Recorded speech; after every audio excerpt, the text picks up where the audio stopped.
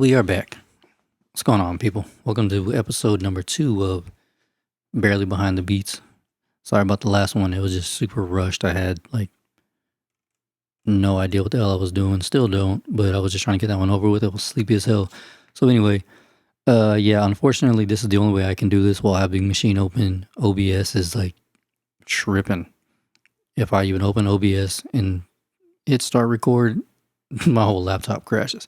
So it's not even possible. So this is the only way we're going to be able to do it from now on, or not from now on, but for now, until I can get a better laptop, because my laptop is. All right, so the beat I'm going to be breaking down today is a beat battle submission for Oasis Music Library, and because it's their beat battle, and it's going to basically I'm going to have to I had to use all their drums, which was cool because nice little challenge, whatever.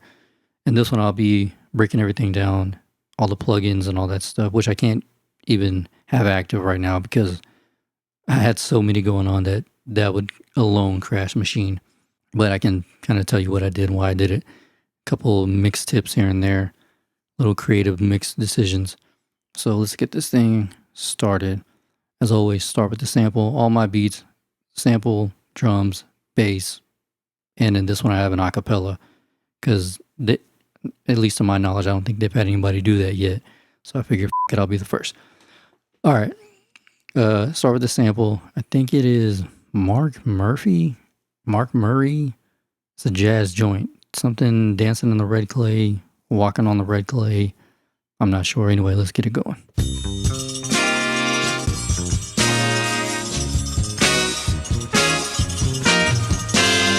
All right, that's the sample.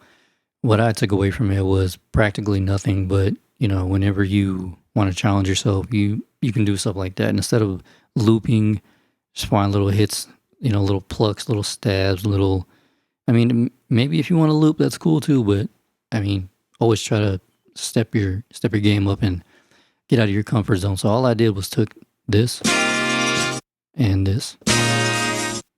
And from that, I got this. I use an old school technique where you use the 16 levels. So it's not a delay you're hearing. It's actually 16 levels, and I'll show you that in a second.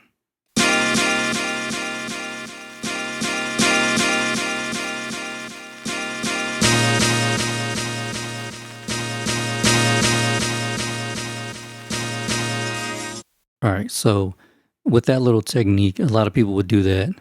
With the MPC 60, maybe the 1000, any of your old school analog machines, because you're pretty much limited on sample time, so you kind of had to be creative. Pete Rock did this a lot. Let me see, where's it at? Pad mode, 16 levels. So this is basically it right here. All right, so it's not a delay you're hearing, it's just that. That's pretty much all I did. And with the sample, I know if they were active, you would be able to hear it. I had a reverb. What did I have? Reverb, a 16th note, beat delay, and a filter. And these are all native plugins to Machine. So whichever DAW you use, have a blast. Let's see here. Moving on to the bass line. Probably, what did I have as far as plugins? Compressor, and then I think I also native compressor, and then I also use the native drive plugin at 44%. So it kind of gives that little grittiness to it. I guess it's their version of saturation. There's also a great plugin out there just called Saturation Knob. I think Softtube makes it. Definitely give that a download. I think it's free also. And there are other plugins out there. I think Studer makes a good one, but that shit's expensive, and it's also Universal Audio. So if your computer ain't ready for that, don't even mess with that. All right, so here's the bass line.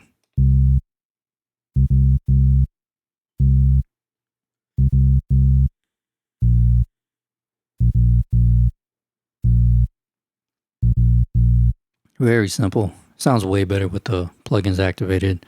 And when towards the end of the beat, whenever I play it, I'll probably just insert the actual beat with all the processing and the plugins and shit going. But yeah, so that's the bass line. Let's move on to the drums. Oh, the drums. They had some pretty dope drums. Let's see. That crunch kick. I love when you get stuff like this. I have a whole folder full of kicks like these. And I'm probably going to put a drum kit together pretty soon. So if you want some of that, let me know. Snare, snappy thing. Little rim. A snap by itself. Nice little, I guess, ghost snare. Hi-hat.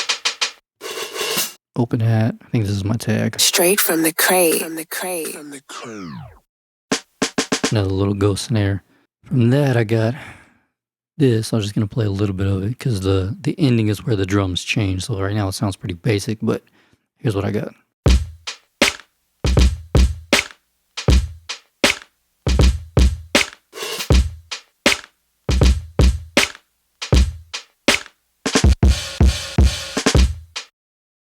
So that little... Straight from the crate. This right here. This one and these two. Gives it a little ghost snare. And I mean, honestly, the most of my drum patterns are basic as shit. So when I do stuff like that, it's just stepping out of my comfort zone. I definitely would recommend watching some videos on actual drummers, whether they be Clyde or whoever. Just look into some different drummers. That way you can kind of get a feel for different drum patterns instead of just your basic boom bap. Just that shit can get old unless the sample is like really dope. So definitely check out some drummers. Try to change up your drum patterns. Don't be like me. Try new shit. And then the last thing we have is the Biggie acapella that I threw on the end. This right here. Today's agenda. Got the suitcase up in the Centra. Go to room 112. Tell them Blanco sent you. Classic. Everybody knows that. I just want to throw it on there because, like I said, they had never, at least to my knowledge, they never had anybody do that. So, going back to the drums, one thing I really want to emphasize is that when you get these stock drums and samples and stuff like that, don't be afraid to basically just destroy them, depending on what type of producer you are, beat maker, producer, whatever the hell you want to call yourself. So stuff like this, I know I put drive on it, saturation, snare for sure, reverb. Just don't be afraid to kind of mess with your drums. And the same goes for the sample and bass. There's all these plugins exist for a reason. If not, I mean, basically the version of this beat you're hearing right now is cut and dry. But with all the all the effects and all that other shit, it just makes it sound so much better. So definitely don't be afraid to mess with your mixes also. Some of them are going to suck. Some of them are going to be dope. Just, you got to with it and find your sound. A lot of people will run their hardware, or I guess newer hardware or controllers, whatever, like the MK3 through the SP404 and into their audio interface to have that old school sound. Or 303, or if you have a 1200, or maybe I know one of my friends has a tape deck. He runs all of his. He mixes it, makes it sound really clean, and makes it sound really dirty. So that's an effect that you get with these a lot of lo-fi producers.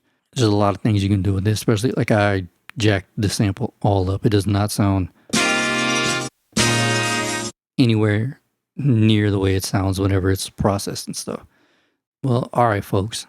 I really hope you enjoyed that. Next time, hopefully I'll be able to record the screen. That way you can actually see what it is I'm seeing and looking at and know which knobs to twist and whatnot. And if you have any questions on any effects, how to use them, mixing tips, whatever, just hit me up in the comments and I'll get back to you ASAP. I'm going to go ahead and play this beat, get the hell up out of here, take my ass to sleep. All right, y'all. Peace. Straight from the crate.